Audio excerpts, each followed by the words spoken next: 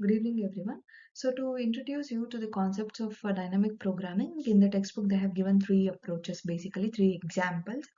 So, all the three examples will be solved by using dynamic programming approach, and let us see how we can solve all those by using dynamic programming approach.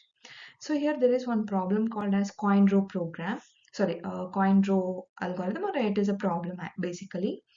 The so the coin row problem, the basic idea of the core idea of this coin row algorithm is that it is to decide whether to pick the current coin or to skip it. Okay, so we will be given n number of positive integers. Positive integers can be considered as a number of coins. So whether to pick a particular coin or to skip it. Okay, so that is the problem here. And the goal here is to pick the maximum value from a row of coins, ensuring that no two adjacent coins are picked. Okay, so for that we have to create a recursive relation to solve this. The problem is this. Okay, so coin row problem. So we will be given number of coins. Okay, so out of this number of coins, like coins are nothing but some values. Assume that these are the integer numbers, some integer values we have.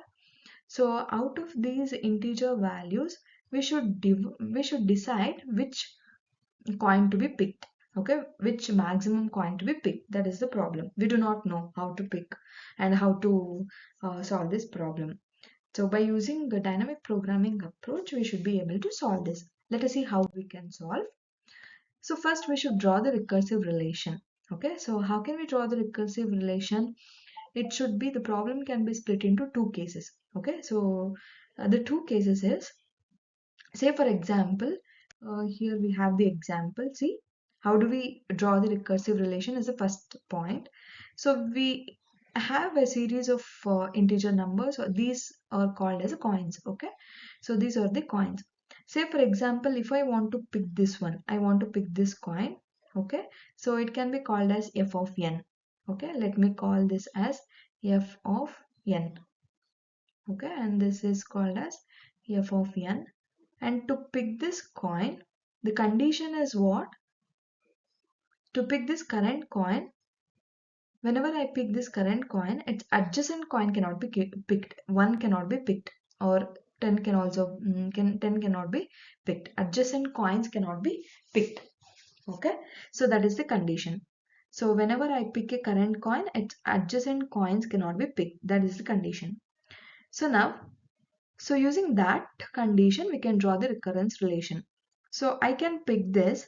If I can pick this, I can go to this one. Okay, I cannot pick the middle one because these two are adjacent coins. So if I take this as f of n, 1 is stored at the index value f of n minus 1, and 5 is stored at the index value f of n minus 2. Okay, so I can add f of n with f of n minus 2. Okay, so now I should be comparing f of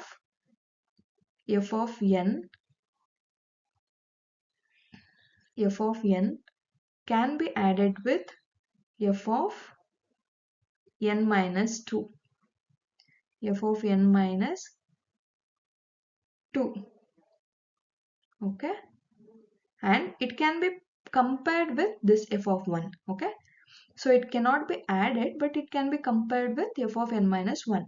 Okay, so that's how we draw the recurrence relation, by using the given condition. So the given condition says that whenever we pick the current coin, the adjacent coin should be skipped. Okay, so if I pick f of n, then I can add f of n with f of n minus 2, comma, I can compare this entire result with f of n minus 1. Okay, so that's what it says, that, and this is the recurrence relation. Okay, and using this recurrence relation, we should solve the problem. Okay, so we know that whenever we have a recurrence relation, we should find out the base case and also the general case. We have this general case, we should find out the maximum of f of n plus f of n minus 2, comma, maximum, I mean whichever the maximum value, that value should be retained. Okay, so here you can see the base case. If f of 0, it should be actually equal to 0. F of 0 should be equal to 0 because when n value is 0, we have no we have no coins. Okay, when n is 0 is nothing but there are no coins. So that's why we cannot able to pick anything. So the base case is when f of 0, it is simply equal to 0 actually. Okay, so f of 0 is equal to 0, and f of 1 is nothing but when we have only one number, when n value is equal to 1. In the sense, if there is only one coin, then you should pick the first one. So in this case, what is the first coin? It is 5. Okay, so these two are the base cases that we have. When n value is 0, we cannot able to pick anything. That's why f of 0 should be equal to 0. Okay, like this, f of 0 should be equal to 0. And when n value is 1, which means that we have only one coin and we can pick that coin itself. In this case, the first value here is 5. So this can be considered as 1 and 2, 3, 4, 5, 6, 5 and 6, like this. Okay, so now using these two base cases, we're gonna solve this problem. Okay, we should get the one final answer of what is the final amount we have picked. So here, so we know f of 0 value, we know f of 1 value, then we should be start evaluating f of 2. So f of 2 can be calculated as like this. F of 2 can be calculated as f of 2. Okay, so f of 2 can be calculated with f of 2 is equal to, it is equated to, see, to this formula you are supposed to apply. N value is 2, we are calculating for 2. So 2 minus 2 is equal to 0 and 2 minus 1 is equal to 1, which means that f of 2, here we should be taking it as C of n actually. Okay, C of n, in this case C of 2, go to this location. C of 2 is this one, 1. Okay, 1 plus f of 2 minus 2 is 0. F of 0 is 0. From the base case we know f of 0 is 0, comma, f of n minus 1 is f of 1. What is f of 1 value? Here you can see f of 1 is 5. Okay, 5. So 0 plus 1, which is the maximum? When compared with these two, maximum value is 5. So f of 2 value, that's why f of 2 value is giving us 5. Okay, so in the same format we should calculate for f of see, like this. F of 2 is maximum of 1 comma pi is 2, and f of 3, again f of 3 can be computed like this. Okay, if I want to find out f of 3, so f of 3 is equal to, okay, f of 3 is equal to C of 3. Okay, C of 3 plus f of 3 minus 2,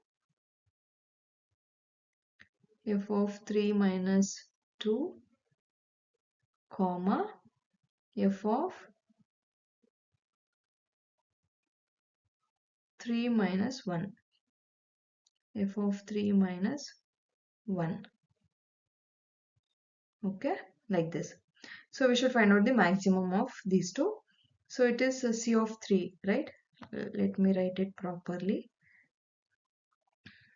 Okay, it is C of 3. So C of 3 here, this is 1, C of 1, C of 2, C of 3, C of 4, C of 5, C of 6. Okay, C of 3 we want, no? So C of 3 is 2 actually. Add 2 plus f of 3 minus 2 is f of 1. See here, from the base case we know f of 1 value is 5. Add 5, comma, f of 3 minus 1 is f of 2. F of 2 value is 5. So Now we should calculate the maximum of these two. Max of these two. Okay. So maximum of 2 plus 5 comma 5 is equal to 7. Okay. So now f of 3 value is equal to what? See, f of 3 value is equal to 7. Like that, we should calculate for f of 4. Okay, so if we take f of 4, this is for f of this one 3, no? If you want to calculate for f of 4, then f of 4 and c of 4, f of 4 minus 2, comma f of 4 minus 3, like this we get. So f of 4 value, see, f of 4 value is 10, and f of 4 minus 2 is 2, f of 2 is 5, that is come out to be here, and f of 4 minus 1 is 3, f of 3 value is here. Like this we compute, and until we reach the end of all the coins, until we reach this point. So whatever the final solution we are getting, that is going to be our final answer. So this is our final answer. Okay, 17 is our final answer. So how do you write algorithm for this? Okay, so it is not the Python implementation actually. So it is just the algorithm that we are supposed to write. So every time we are picking maximum of C of I plus F of I minus 2. Otherwise, we pick f of I minus 1 for all the values n is greater than or equal to 1. So what are the base case value? F of 0 is 0, f of 1 is C of 1. So your I value will be starting from 2 because we have f of 0 value, f of 1 value. So I should be starting from 2. So that's it. And where we are going to use this algorithm? So we're going to use this algorithm in real-time, real-world application like task scheduling.